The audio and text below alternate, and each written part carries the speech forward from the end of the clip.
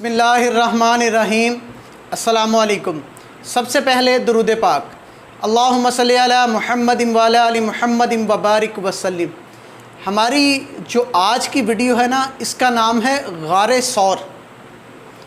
یہ بڑا ہی مقدس واقعہ ہے، توجہ کے ساتھ سنیے گا، آپ کو بہت مزہ آئے گا سننے کا۔ اور اگر ہو سکے تو ہمارے اس یوٹیوب چینل کو سبسکرائب کر لیں تاکہ روٹین کے ساتھ آپ کو اچھی ویڈیوز ملتی رہیں۔ یہ یاد رکھیں، ہم کبھی بھی فضول ویڈیوز نہیں بناتے۔ ہمارے چینل میں یا تو اصلاحی ویڈیوز ہوتی ہیں یا اسلامک ویڈیوز ہوتی ہیں۔ ہجرت کی رات نبی پاک صلی اللہ علیہ وآلہ وسلم اپنے دولت خانہ سے نکل کر مقام حضورہ کے پاس کھڑے ہو گئے اور بڑی حسرت کے ساتھ کعبہ معظمہ کو دیکھا اور فرمایا، اے شہر مکہ، تو مجھ کو تمام دنیا میں سب سے زیادہ پیارا ہے۔ خانہ کعبہ کی طرف دیکھا اور فرمایا کہ پوری دنیا میں تو مجھ کو سب سے زیادہ پیارا ہے۔ اگر میری قوم مجھ کو یہاں سے نہ نکالتی تو میں تجھ کو چھوڑ کر کہیں بھی نہ جاتا اور تیرے سوا کسی بھی جگہ اپنی رہائش اختیار نہ کرتا۔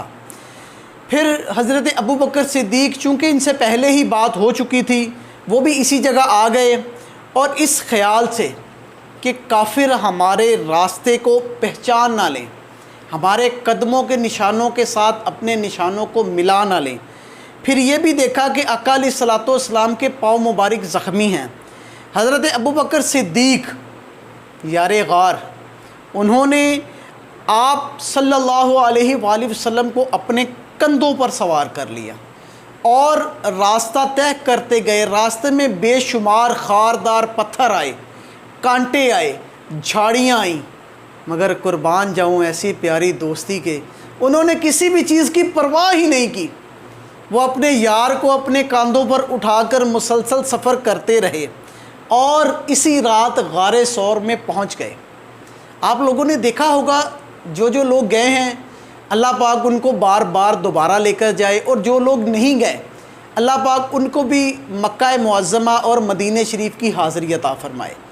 جن لوگوں نے غار ثور کو دیکھا ہے ان کو پتہ ہوگا کہ یہ کافی لمبا اور دشوار گزار راستہ ہے۔ اب تو کافی سہولت ہو گئی ہے، سیڑھیاں وغیرہ بنا دی گئی ہیں، مگر اس وقت سیڑھیوں کا تصور بھی نہیں تھا۔ مگر پھر بھی یار کی مہربانی دیکھیے، یار نے اپنے یار کو اپنے کندھوں پر سوار کیا اور بغیر کسی بھی چیز کی پرواہ کیے راستے کو مسلسل طے کرتے گئے اور رات کو غار ثور پہنچ گئے۔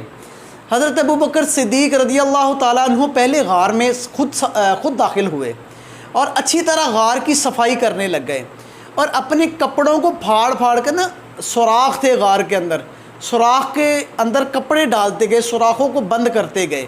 پھر آقا علیہ الصلوۃ والسلام غار کے اندر تشریف لے گئے اور حضرت ابو بکر صدیق کی گود میں اپنا سر مبارک رکھ کر سو گئے۔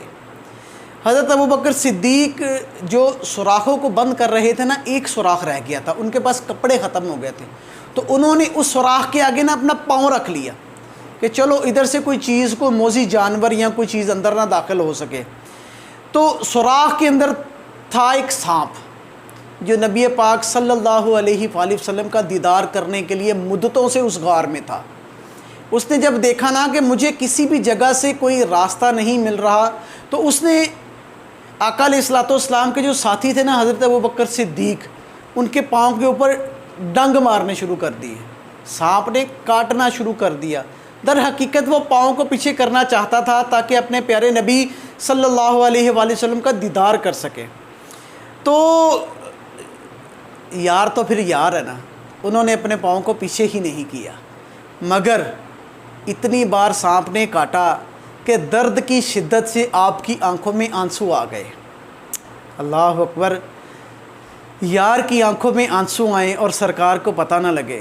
وہ جب چند قطرے سرکار کے اوپر گرے نا تو سرکار بیدار ہو گئے اور پوچھا کہ اے میرے یار، کیا ہوا، تو کیوں رو رہا ہے؟ تو ابو بکر نے عرض کی، یا رسول اللہ، میرے ماں باپ آپ پر قربان، مجھے سانپ نے کاٹ لیا ہے یہ سن کر آقا علیہ الصلوۃ والسلام نے اپنا تھوک مبارک لعاب دہن اس جگہ پر لگایا تو سانپ کے کاٹنے کا اثر فوراً ختم ہو گیا اور زخم بھی بالکل ٹھیک ہو گیا۔ 3 رات مختلف روایات میں ہیں، ایک میں ہے 3 رات آقا علیہ الصلوۃ والسلام اور حضرت ابوبکر صدیق اس غار میں جلوہ افروز رہے۔ کفار مکہ نے آپ کی تلاش میں مکہ کا چپا چپا چھان مارا، یہاں تک کہ ڈھونڈتے ڈھونڈتے غار ثور تک پہنچ گئے، مگر غار کے منہ پر حفاظت خداوندی کا پہرا لگا ہوا تھا۔ وہ کیسے؟ وہ اس طرح غار کے منہ پر مکڑی نے جالا بنا ہوا تھا۔ جو مکڑی ہے نا وہ کچھ ٹائم لگاتی ہے جالا بنانے میں، وہ مکڑی نے پورا جالا بنایا ہوا تھا غار کے اوپر، اور کنارے پر کبوتری نے انڈے دے دیے تھے۔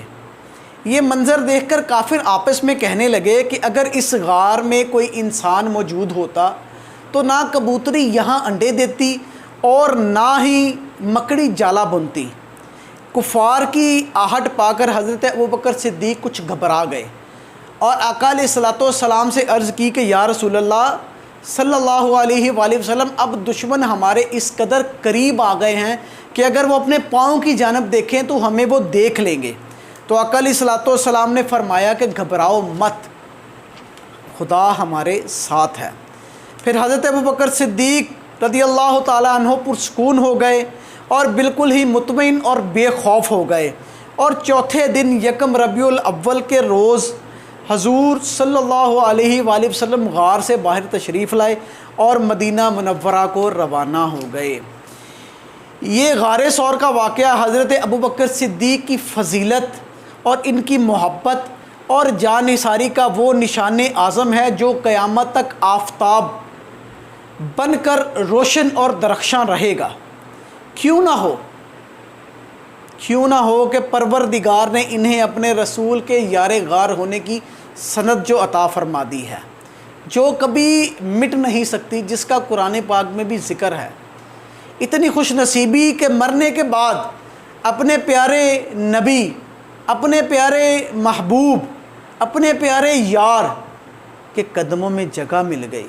کتنی خوش نصیبی ہے وہ جگہ جہاں جا کر ہم مسلمان چند گھڑی بیٹھنے کے لیے ترستے ہیں، وہ جگہ جہاں پر اب تو وہ کہتے ہیں نا ایپ کے ذریعے داخلہ ممکن ہے، ویسے داخلہ ہی ممکن نہیں، اور وہ بھی چند منٹوں کے لیے، اور وہ ہمیشہ ساری زندگی تا قیامت اپنے محبوب کے ساتھ ہی رہیں گے۔ اور کیا بات ہے، ان کی کیا شان ہے۔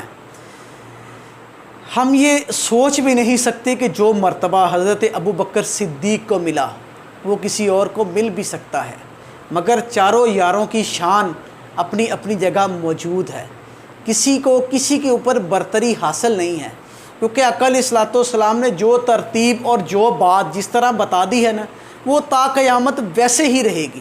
لوگ بے شک کافی قسم کی باتیں کرتے ہیں کہ اس کی پہلی باری تھی، اس کی دوسری باری، اس کی تیسری باری۔